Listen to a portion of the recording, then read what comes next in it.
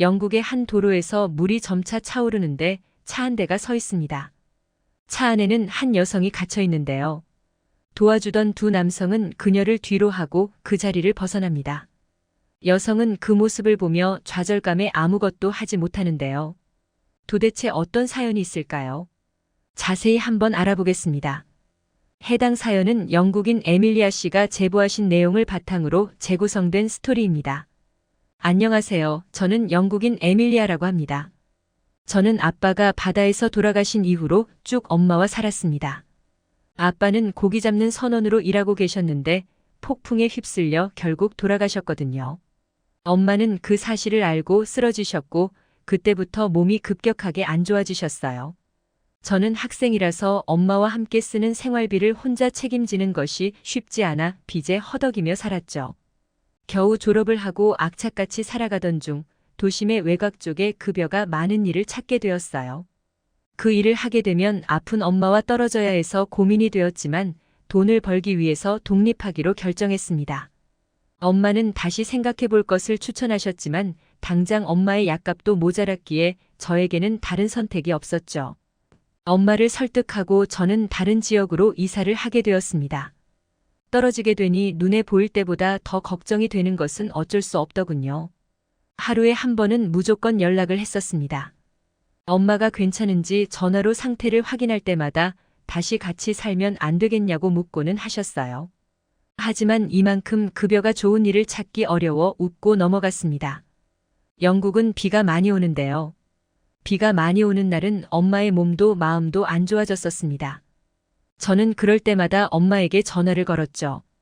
그러면 엄마는 항상 저에게 화를 내고는 했어요. 당장 그만두고 옆에 와서 살라고요. 하지만 현실은 그럴 수 없다는 것을 알기에 저는 웃으며 넘어갔었죠. 그런데 그날은 너무 일이 힘들어서 기분이 안 좋은 날이었어요. 쉬고 싶은 와중에도 엄마가 걱정되어 전화를 걸었는데 저에게 화를 내니 마음이 답답해졌습니다. 제 마음을 몰라주는 엄마가 얄미워져 버럭 화를 내고 말았죠. 생활비를 혼자 버는 것이 얼마나 힘든지 알기는 하냐면서 말이에요.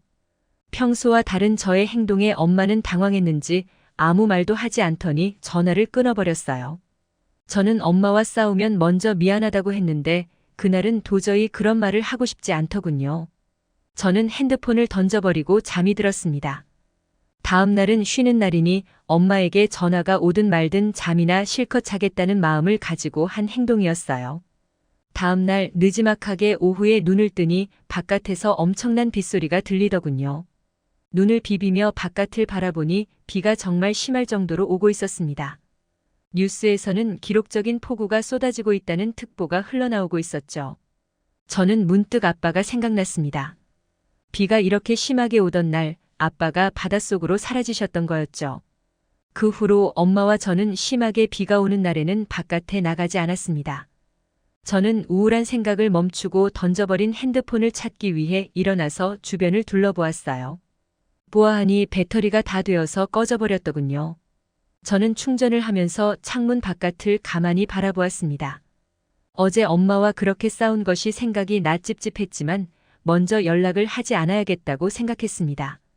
제가 이해해왔는데 엄마는 내 짜증 한번 이해하지 못하나 하는 생각이 들었거든요. 그리고 잠시 후 핸드폰 위로 수많은 부재중으로 뜨는 엄마의 번호를 보고 당황했습니다. 문자도 10통이 넘게 와 있었죠. 엄마는 폭우를 굉장히 무서워했던 것이 생각났습니다. 아빠를 잡아먹은 게 비라고 생각하시면서 싫어하셨는데 제가 독립할 때까지 그렇게 폭우가 쏟아진 적이 없어서 잊고 있었죠. 등골이 서늘해지는 것을 느꼈습니다. 엄마가 보낸 문자에는 무섭다는 말과 와주면 안 되겠냐, 미안하다는 등의 말들이 있었죠. 저는 다급하게 엄마에게 전화를 걸었지만 신호만 갈 뿐 전혀 받지 않으셨습니다. 저는 엄마까지 잃는 것은 아닐까 아찔해졌어요. 대충 옷을 갈아입고 차키를 챙겨 바깥으로 뛰쳐나갔습니다. 비는 생각보다 더 많이 오고 있었어요. 심지어 바람까지 불어 태풍이 온 것처럼 느껴지더군요.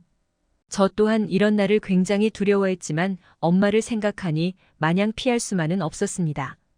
차를 힘겹게 몰고 엄마의 집으로 향하기 시작했죠. 앞이 제대로 보이지도 않고 도로에는 사람이 많지 않았습니다. 당연한 일이죠. 누가 그런 폭우를 뚫고 밖에 나갈 생각을 하겠습니까? 지금이야 그런 생각을 하지만 당시에 저는 폭우를 신경 쓸 겨를이 없었습니다.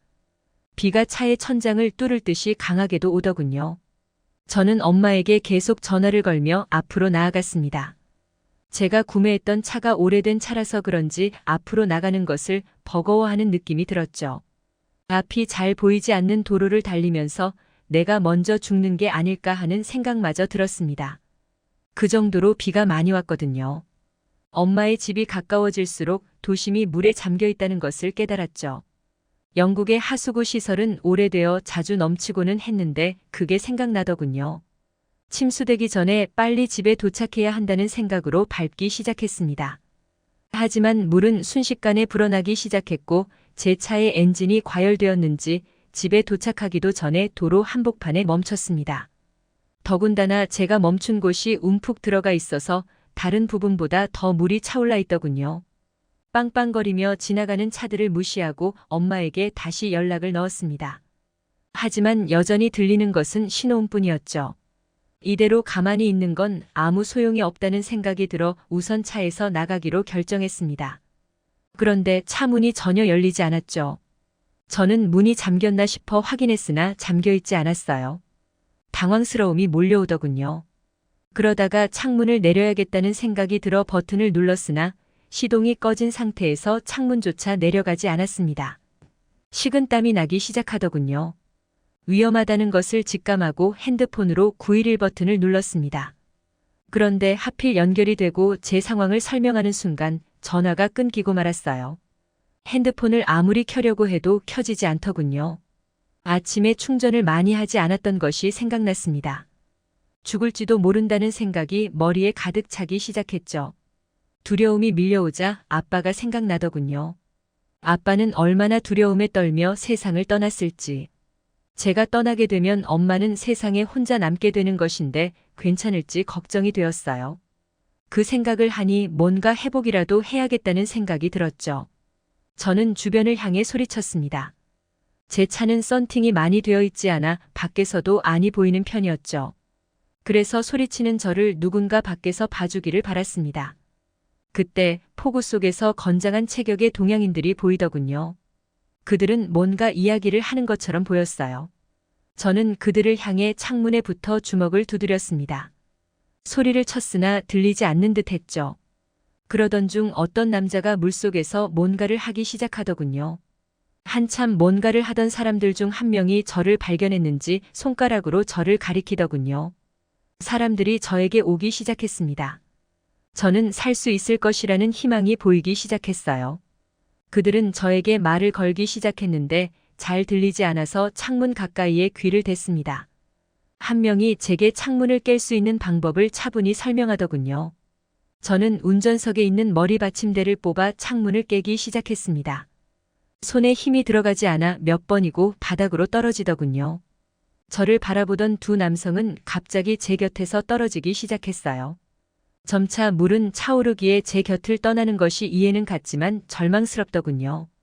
눈물이 차오르는데 갑자기 한 사람이 어디서 들고 온 것인지 쇠 파이프를 보여주며 창문에서 떨어지라고 했습니다. 그리고 운전석을 힘껏 내리치기 시작했죠.